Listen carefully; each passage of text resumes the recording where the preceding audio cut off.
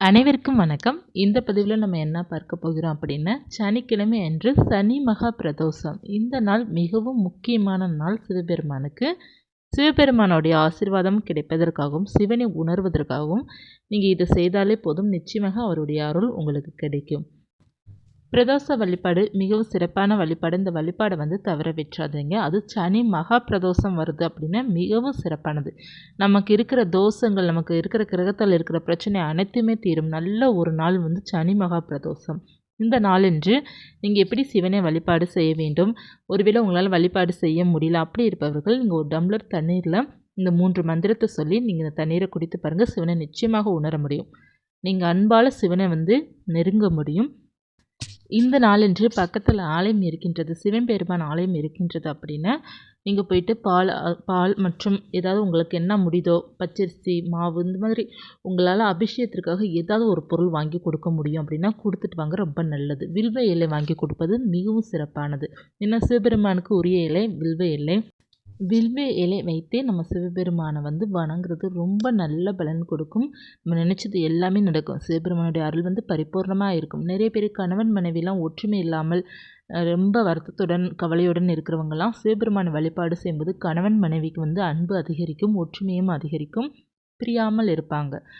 இந்த சிவனில் பாதி தான் நமக்கு சக்தி அப்படிங்கிறது இருக்கின்றது இல்லையா? அதனால் கணவன் மனைவி ஒற்றுமை இல்லாமல் இருப்பவர்கள்லாம் சிவபெருமான் வழிபாடு ஒற்றுமையை கொடுக்கும்.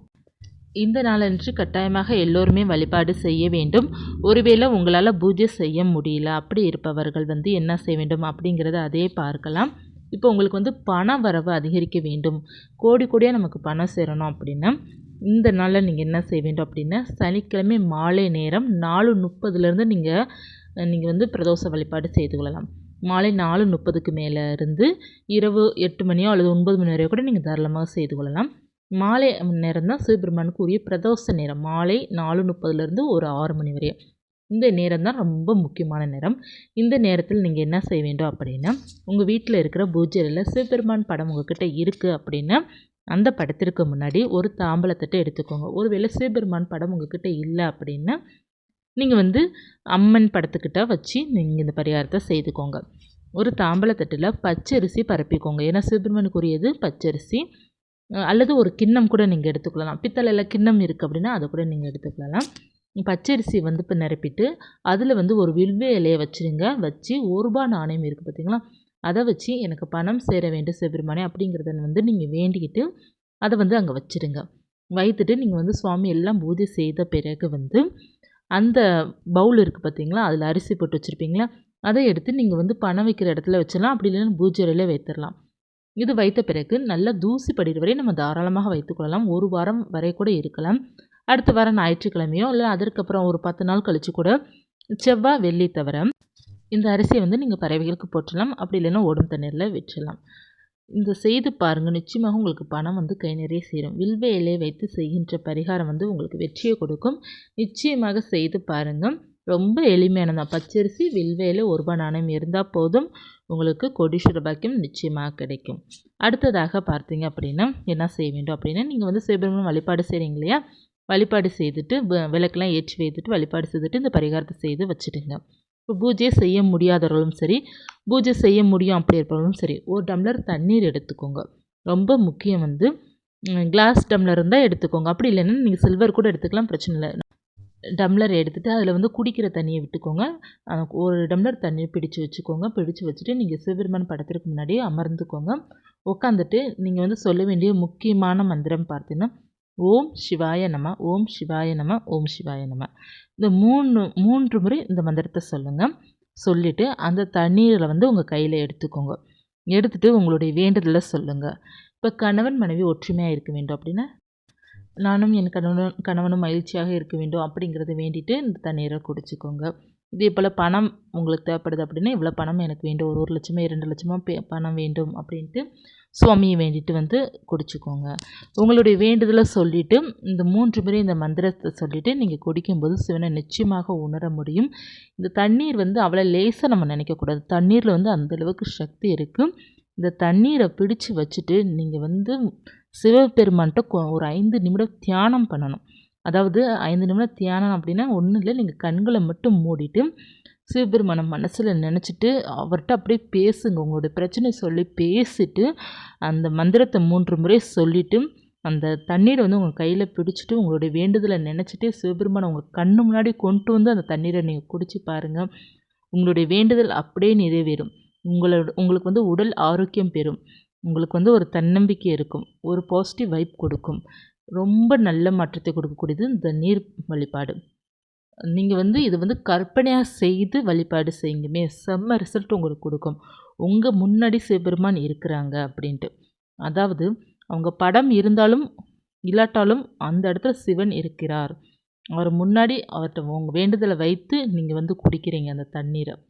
நல்ல ஒரு ரிசல்ட் கொடுக்கும். சிவபெருமானை உணர முடியும். அவருடைய அன்பை உணர முடியும். அவர் உங்களுக்கு நிழல் போல இருப்பதை உங்களால் உணர முடியும். ரொம்ப நல்ல மாற்றத்தை கொடுக்கக்கூடிய இந்த பரிகாரத்தை வந்து எல்லோருமே செய்யலாம். பூஜை செய்பவர்களும் செய்யலாம். பூஜை செய்ய முடியல அப்படி இருப்பவர்களும் செய்யலாம். மாதவிடாயாக இருக்குது, நான் பூஜை செய்யக்கூடாது அப்படி இருப்பவர்களும் உங்கள் ஹாலில் உட்காந்துக்கோங்க. தண்ணீர் வச்சுக்கோங்க. சிவபெருமான் மந்திரத்தை தாராளமாக 3 முறை சொல்லலாம். ஓம் நம சிவாய அல்லது ஓம் சிவாய நம, ஓம் சிவாய நமக 3 முறை சொல்லிவிட்டு சிவனை உங்கள் முன்னாடி கொண்டு வாங்க. கொண்டு வந்துட்டு அவர்கிட்ட வேண்டிக்கோங்க. வேண்டிட்டு உங்கள் கண்களை மூடிட்டு நீங்கள் வந்து அவரை முன்னாடி கொண்டு வந்து, எனக்கு இந்த பிரச்சனை இருக்குது சிவனே, நான் என்ன செய்கிறதுன்னு தெரியல, எனக்கு இது சரி பண்ணணும். என்னுடைய கணவன்கிட்ட நான் ஒன்று சேரணும். என்னுடைய குடும்பம் சந்தோஷமாக இருக்கணும். என் குழந்தைங்கள் நல்லா இருக்கணும். கடன் எல்லாம் தீரணும். எனக்கு இந்த இதெல்லாம் எனக்கு சரி பண்ணி கொடுங்க அப்படிங்கிறத நீங்கள் வேண்டிக்கிட்டு அவரை மனசில் நினச்சி நீங்கள் இந்த தண்ணீரை குடித்து பாருங்கள். அந்த தண்ணீரில் அந்தளவுக்கு சக்தி இருக்கும். உங்களுடைய வேண்டுதல் எல்லாமே நிறைவேறும். சக்தி வாய்ந்த வழிபாடை இதை செய்து பாருங்கள். எல்லோருமே இந்த பரிகாரத்தை செய்யலாம். பணம் வேண்டும் அப்படி நினைப்பவர்களும் செய்யலாம். பிரச்சனைகள் தீர வேண்டும் அப்படி இருப்பவர்களும் செய்யலாம். எல்லோருமே இந்த பரிகாரத்தை செய்யலாம். சிவபெருமான் அருளால் நிச்சயமாக எல்லா மாற்றங்களுமே நம்மளுடைய வாழ்க்கையில் வந்து நிகழும். நம்ம நினைக்கிறது எல்லாமே நமக்கு நடக்கும். சிவபெருமான் நடத்தி வைப்பார். நீங்கள் வந்து அவரை வந்து எப்போதுமே பார்த்தீங்கன்னா, நம்ம நேசித்து அவரை கண்ணு முன்னாடி கொண்டு வாங்க.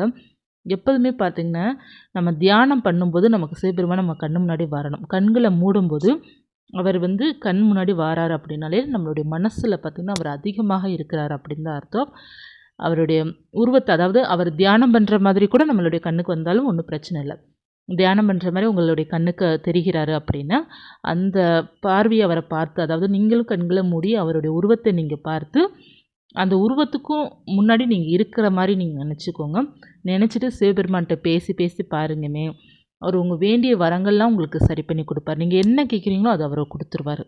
உங்களுடைய குடும்பம் ஒற்றுமையே இல்லாமல் இருக்கா, உங்கள் குடும்பம் ரொம்ப பிரச்சனையில் இருக்கா, நீங்கள் சொல்லுங்கமே, அவர் உங்களுக்கு அது எல்லாமே சரி பண்ணி கொடுப்பாரு. எல்லாத்தையும் சரி பண்ணி கொடுப்பாரு. எல்லா பிரச்சனையும் சரி பண்ணி கொடுப்பாரு. எல்லா சந்தோஷத்தையும் அவர் கொடுப்பாரு.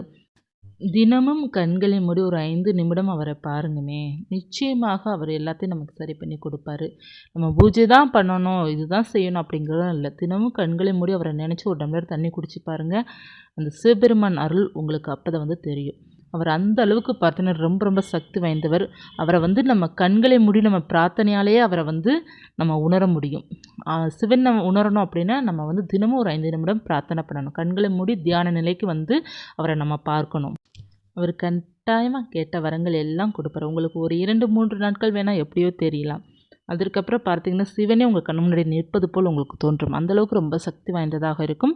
இந்த பிரார்த்தனை செய்து பாருங்கள். தினமும் ஒரு 5 நிமிடம் கண்களை மூடி சிவனை உங்களுடைய முன்னாடி கொண்டு வந்து அவர்கிட்ட உங்கள் பிரச்சனையை சொல்லி பாருங்கள். நிச்சயமாக அவர் எல்லாமே சரி பண்ணி கொடுப்பார். மிகவும் சக்தி வாய்ந்த அந்த வழிபாடை எல்லாருமே செய்து பாருங்கள். இந்த பதிவு உபயோகமாக இருந்துச்சுன்னு லைக் பண்ணுங்கள். இது போன்ற தகவல் தெரிந்து கொள்ளணும்னா சேனலை சப்ஸ்கிரைப் பண்ணி வச்சுக்கோங்க. மீண்டும் ஒரு தகவலில் சந்திக்கிறேன். நன்றி.